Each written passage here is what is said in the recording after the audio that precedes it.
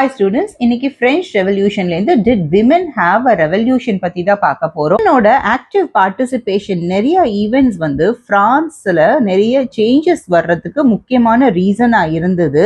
ஏன்னா விமன் என்ன ஃபீல் பண்ணாங்க அப்படின்னா அவங்களோட இன்வால்வ்மெண்ட் வந்து இந்த ரெவல்யூஷனரி கவர்மெண்ட்க்கு ஒரு ப்ரெஷர் கொடுக்கும். எதுக்கு அப்படின்னா விமனோட லைஃப் இம்ப்ரூவ் பண்றதுக்கு சில மெஷர்ஸ் இன்ட்ரடியூஸ் பண்ணுவாங்க அப்படிங்கிற ரீசன்னால அவங்க கண்டினியூஸா எல்லா ஈவெண்ட்லயுமே பார்ட்டிசிபேட் பண்ணிட்டு இருந்தாங்க.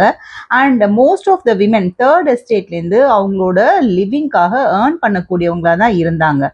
என்ன மாதிரி ஒர்க் பண்ணுவாங்கன்னா seamstresses or laundresses, இந்த துணிலாம் அயன் பண்ணுவாங்க, வாஷ் பண்ணுவாங்க இல்லையா, அந்த மாதிரி. And sold flowers, fruits, vegetables எல்லாம் சேல் பண்ணிட்டு இருந்தாங்க மார்க்கெட்ல. இல்லைன்னா ஒரு டொமஸ்டிக் சர்வெண்டா, ஒரு மெய்டா வந்து வீட்டில் ப்ராஸ்பரஸ் பீப்புளோட வீட்டில் ஒர்க் பண்ணிட்டு இருந்தாங்க. நிறைய விமென்க்கு எஜுகேஷனுக்கான ஆக்சஸும் கிடையாது, ஜாப் ட்ரைனிங்கும் கிடையாது. நோபல்ஸும் வெல்தி பீப்புளோட டாட்டர்ஸ் மட்டும்தான் அவங்களால கான்வென்ட்ல படிக்க முடிஞ்சுது. அண்ட் அதுவும் இல்லாம அவங்களோட ஃபேமிலியில சீக்கிரமாவே அவங்களுக்கு மேரேஜ் அரேஞ்ச் பண்ணிடுவாங்க. ஸோ இந்த மாதிரி தான் விமனோட கண்டிஷன் இருந்துட்டு இருந்தது பிரெஞ்சு சொசைட்டில. அண்ட் விமன் ஒர்க் பண்ணா கூட அவங்களோட ஃபேமிலியும் டேக் கேர் பண்ணணும். குக் பண்றது, வாட்டர் ஃபெச் பண்றது, லைன்ல கியூல நின்று பிரெட் வாங்குறது, அவங்களோட குழந்தைங்களை பாத்துக்கிறது, இந்த மாதிரி தான் ஒர்க் பண்ணிட்டு இருந்தாங்க. மென்னுக்கு ஈக்குவலான ஒர்க் பண்ணிட்டு இருந்தா கூட அவங்களுக்கு வேஜஸ் கம்மியா தான் கிடைச்சிட்டு இருந்தது.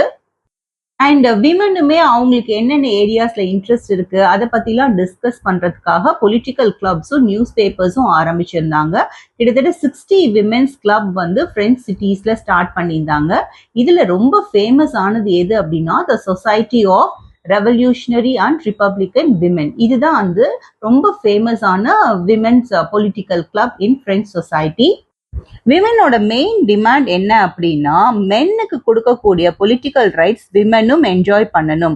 இதுதான் அவங்களோட மேஜர் டிமாண்டா இருந்தது.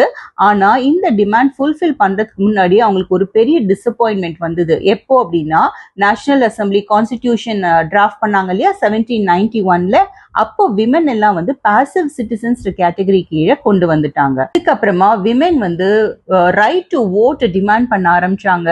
அவங்களும் வந்து அசம்பிளியில எலெக்டட் ஆகணும் அப்படிங்கறதையும் டிமாண்ட் பண்ணாங்க. அண்ட் பொலிட்டிக்கல் ஆஃபீஸ்ல ஒரு பொசிஷன் இருக்கணும் அப்படிங்கறத டிமாண்ட் பண்ணாங்க.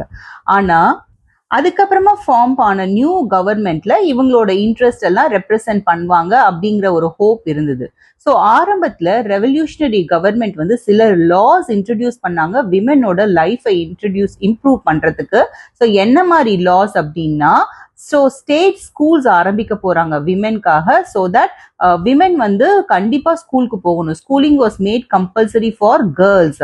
அண்ட் அது மட்டும் இல்லாம இனிமே வந்து ஃபாதர்ஸ் எல்லாம் அவங்களோட டாட்டரை அவங்களோட விருப்பம் இல்லாம மேரேஜ் பண்ணிக்கிறதுக்கு ஃபோர்ஸ் பண்ண முடியாது. மேரேஜ்மே இப்ப வந்து ஒரு கான்ட்ராக்ட் ஆயிடுச்சு. So it is a free and registered civil லா படி ரெஜிஸ்டர்டா ஆயிடுச்சு. அண்ட் டிவோர்ஸுமே வந்து லீகல் ஆயிடுச்சு. டிவோர்ஸ் வந்து மென் அண்ட் விமன் ரெண்டு பேருமே அப்ளை பண்ணலாம். அண்ட் விமனை வந்து இப்போ ஜாப்ஸ்க்கெல்லாம் ட்ரெயின் பண்ண ஆரம்பிச்சுட்டாங்க.